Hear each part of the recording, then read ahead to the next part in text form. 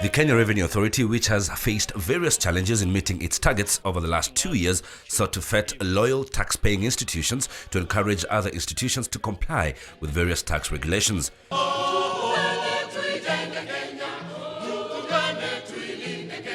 KRA last year collected over 707 billion shillings, having revised its target from 737 billion shillings.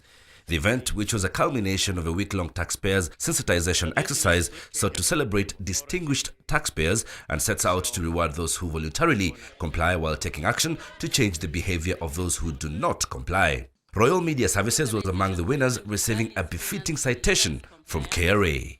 Your Excellency, sir, the following taxpayer, who is a leading player in the local media industry, made significant contribution towards facilitation of KRA's activities by consistently, objectively, and accurately covering and reporting issues relating to tax administration. Royal Media Services, which was declared the first runner-up in the distinguished taxpayer category, was specifically lauded for being tax compliant.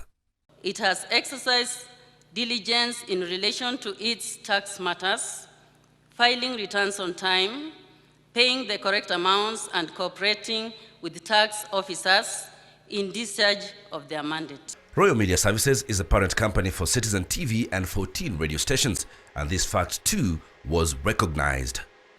The organization frequently rallies Kenyans to be tax compliant, using its network of media channels, which cut across a significant number of languages spoken in the country.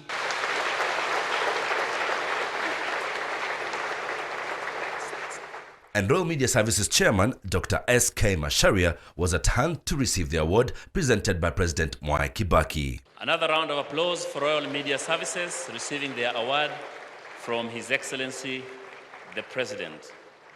The awards, which featured 40 institutions, remain relatively unchanged from the previous winners, and so the first 5 winners in the overall category retaining their positions, with Safaricom coming in at number 1, followed by Kenya Breweries Limited and the Teachers Service Commission at 2nd and 3rd respectively.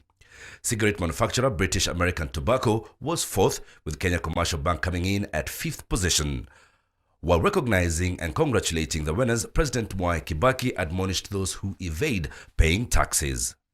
I thank you sincerely, and I hope you will keep up, and that the few individuals who escape tax will feel ashamed.